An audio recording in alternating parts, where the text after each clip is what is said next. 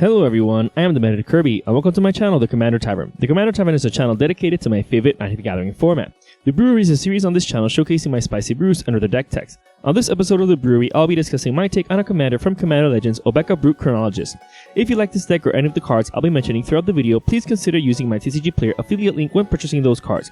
You can find that link down in the description. It'll really help out the channel. The best way you can help support the channel is with my Patreon. For just $1, patrons get early access to scheduled videos on YouTube, and higher tier patrons get access to the VIP section of my Discord server as well. You can find a link to both down in the description too. Alright, let's get back to the episode. Obeka is a 3/4 ogre wizard for 1 generic, 1 blue, 1 black, and 1 red. When you tap her, the current player may end their turn. This is essentially a souped up Sundial of the Infinite, since you can also activate it during an opponent's turn. Granted, they have to accept to end their turn, so this can also be used politically to gain favor with an opponent who might want to eliminate damage before it happens, or any other detrimental effect on the stack. However, Obeka is used mostly to end our own turn in response to a detrimental effect entering the stack. Thus, the deck used this ability to keep tokens that would otherwise go away at the end of the turn, keep stolen creatures that had to return at the end of the turn, prevent effects that make us lose the game at the end of the turn, etc. We're going to see all these effects and more.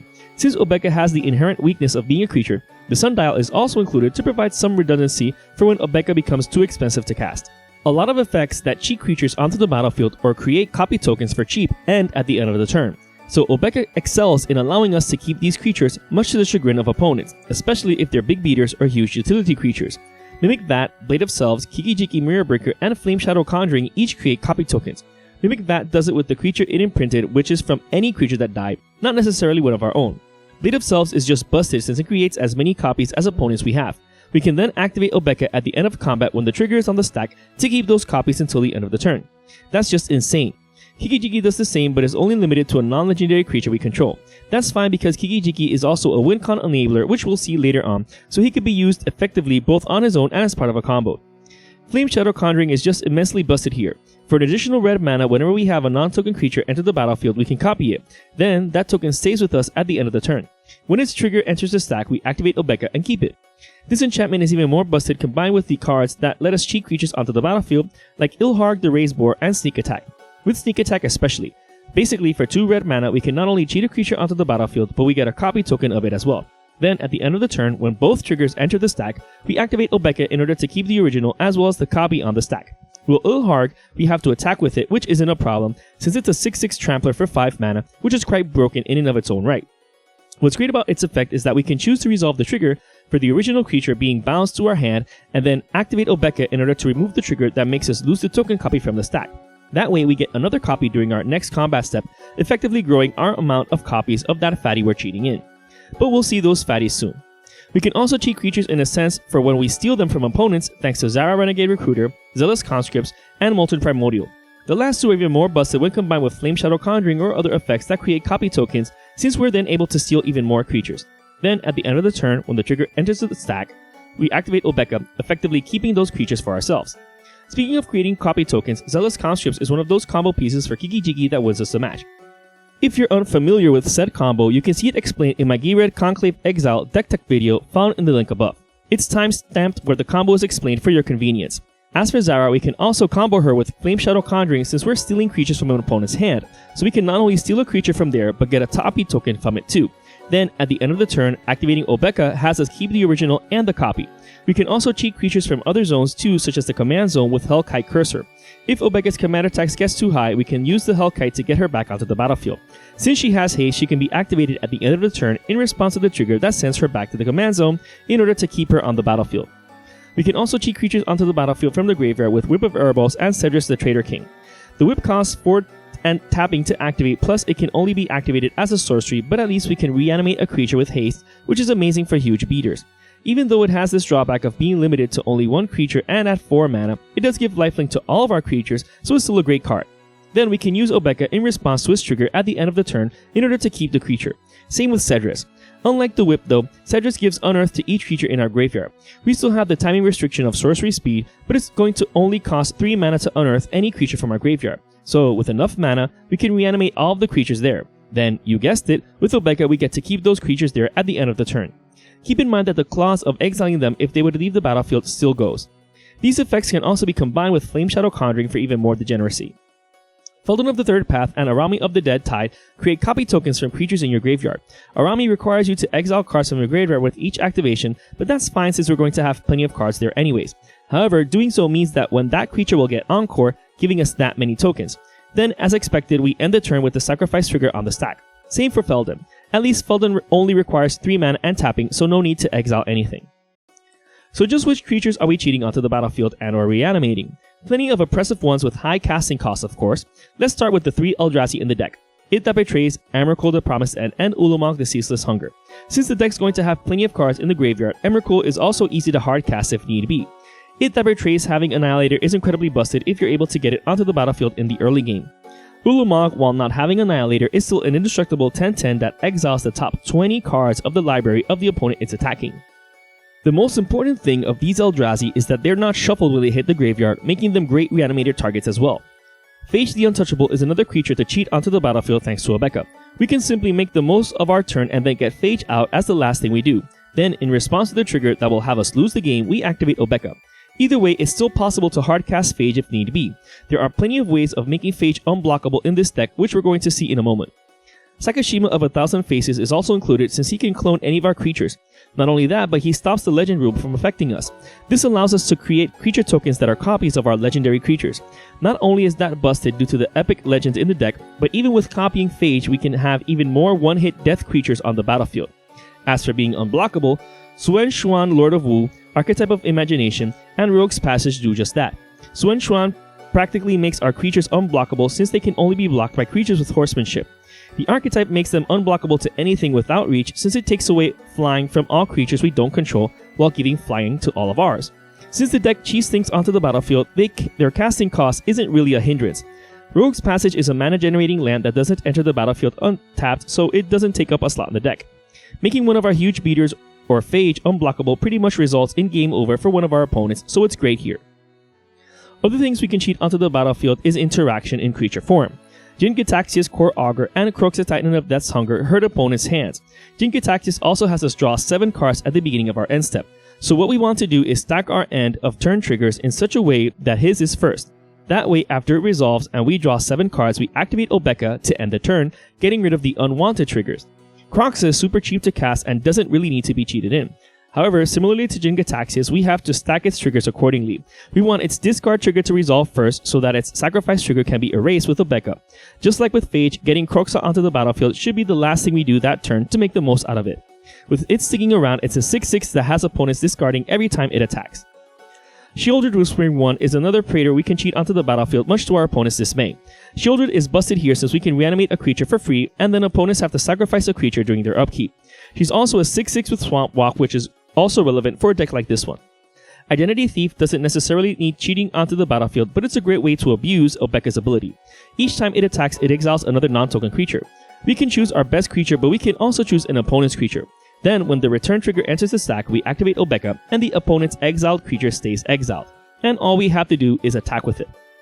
Tidal Barracuda is another cheap enough creature to hardcast, and it's a great card here to protect our combos. Sure, it gives our opponents a Leyland of Anticipation effect as well as us, but it shuts down during our turn by disallowing them to cast anything. Having this out is great to prevent most interaction from affecting us during our turn. In any case, the deck's running Pact of Negation, Fierce Guardianship, Swan Song, Negate, and Counterspell as its suite of control magic to either protect our own combos or stop opponents' game-ending combos. Pact of Negation in particular is even spicier in this deck due to some interesting interactions with an enchantment we're going to see soon. That enchantment also interacts with Slaughter Pact, which is included in the deck as a free way to deal with any hate bears, beaters, or overall problematic non-black creatures an opponent controls. In any case, Blasphemous Act and Damnation are included in case we're overwhelmed by anyone else's board state. Unfortunately, these board wipes do make us lose any tokens we might have amassed, but since the deck does have a nice reanimation package, it's not that big of an issue for us. Either way, an overloaded Cyclonic Rift will always do the trick and take it a step further by bouncing all non-land permanents, which gets rid of anything and most everything. Overloading Vandal Blast is even worse since the artifacts are destroyed instead of being bounced to their hands, so any player with a ton of mana rocks will get set behind. Or any player amassing treasure will have to crack them in response and see if they can use it at instant speed. Chaos Warp is a bit humbler since it's limited to a single target, but it's at instant speed and can get rid of absolutely anything, including lands, by shuffling it into its controller's library. There's always a chance it might become something better, but sometimes you just need that instant speed response. Swiftfoot Boots and Lightning Greaves also help us deal with opponents' interactions from targeted spells and effects. They also give haste, which is great for plenty of creatures in this deck, especially Obecha, who will not only get protected, but will be available to use from the get-go. Not only can we want to protect our board state for Obecha and for when we combo off, but we can take extra turns with Obecha thanks to Final Fortune, Last Chance, and Warrior's Oath. When Obecha got spoiled, these cards spiked in price. However, fortunately, none of them are on the reserve list, so there is the possibility of them getting reprinted in the future. The way these cards work is that you have to activate Obecha when the delayed trigger enters the stack at the beginning of your next end step. Then you don't lose the turn, effectively turning these into time walks since they only cost 2 mana. We can also take away an opponent's turn with Glorious End. We can do this in response to an opponent about to win, since it will end the turn, thus erasing anything on the stack. Then, when its delayed trigger enters the stack at the beginning of our next end step, we activate Obecha to not lose. While these 4 cards are amazing in their own right, their potential win cost when combined with Hive Mind. If you already figured out the deck was running this when I hinted at it with Pact of Negation and Slaughter Pact, then you get bonus points. Let's see how this works when using the stack. When you cast either Final Fortune, Last Chance, or Warrior's Oath, each opponent in turn order copies that spell. Since the stack resolves last in, first out, the player before you has it resolved first, then each other player until the one that comes after you. Since that one resolves last, they take their extra turn after yours. If they don't win that turn, they lose. Then the next opponent loses at the end of their turn unless they win the turn there. Then finally the last opponent loses if they don't win that turn. So you can use this to win.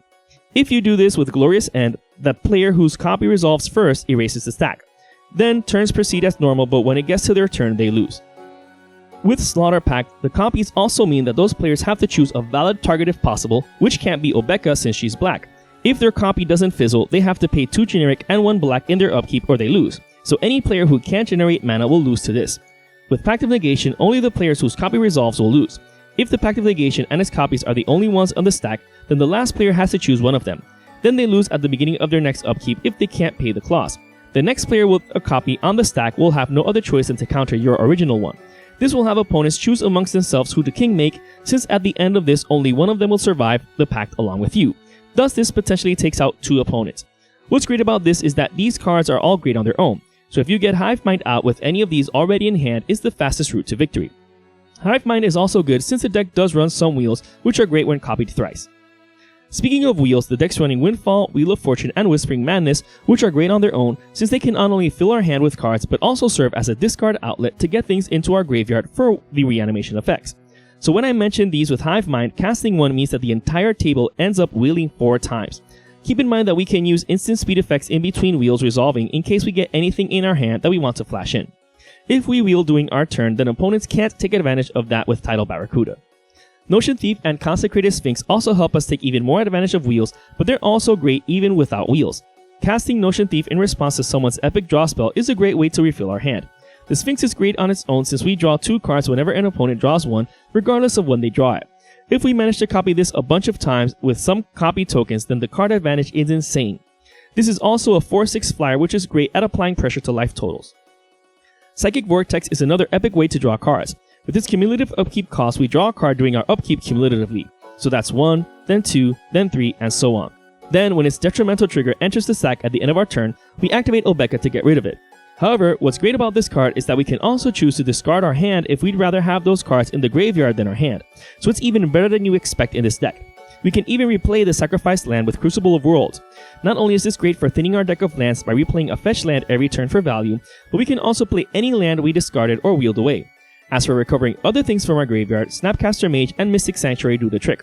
What's great about Mystic Sanctuary is that it can be fetched for in response to a wheel or draw effect to get any instant or sorcery needed back onto our library, like an extra turn spell or any other response. With Snapcaster Mage, we can give flashback to any instant or sorcery in our graveyard, so it's great to flash in and reuse a counterspell if needed, or to replay an extra turn spell after we used it. And if we're worried about our graveyard getting exiled, Elixir of Immortality can be activated in response in order to reshuffle it back into our library. We also gain 5 life as a bonus.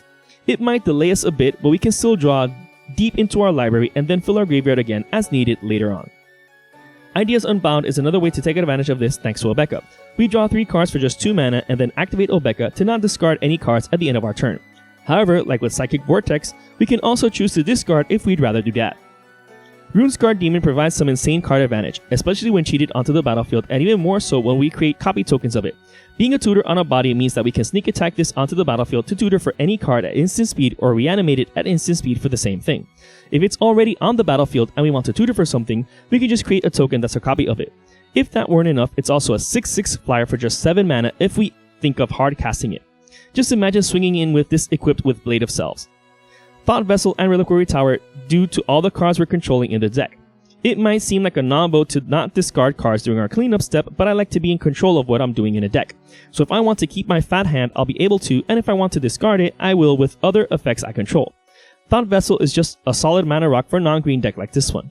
Speaking of which, Soul Ring, Mana Crypt, Arcane Signet, Dimir Signet, Izzet Signet, and Rachno Signet are included to round out the mana rocks. These are all solid mana rocks for the deck. Since we're not really hard casting the expensive spells here, it might seem like the deck has a high curve, but we're not really hard casting most of these spells anytime soon. The rest of the deck is just the rest of the lands. The deck's running all 10 fetch lands, all 3 dual lands, all 3 shock lands, all 3 filter lands, all 3 battle bond lands, Command Tower, City of Brass, Mana Confluence, Reflecting Pool, and Ancient Tomb, as well as 2 of each snow-covered basic land in case anyone's running anything that benefits us for it. As with all of my deck techs, you don't need the dual lands if you're not playing online or don't already have them. You can include budget substitutes like the Pain lands, Fast lands, etc., or even one more copy of each basic land and the deck will still run just as fine without them. This brew is just an idea of how to build around Obeka Brute Chronologist. I love Obeka because she's a Sundial of the Infinite in the command zone. So all of those crazy and busted interactions you get from Sundial of the Infinite, you can now get in a blue, black, red deck straight from the command zone. This means that there's plenty of different ways to build Obeka, so this one is just naturally my own attempt. The deck is super fun to play and pilot while being quite the grievance to your opponents. If you're interested in the deck list of the spicy brew of mine, you can find a link to it down in the description.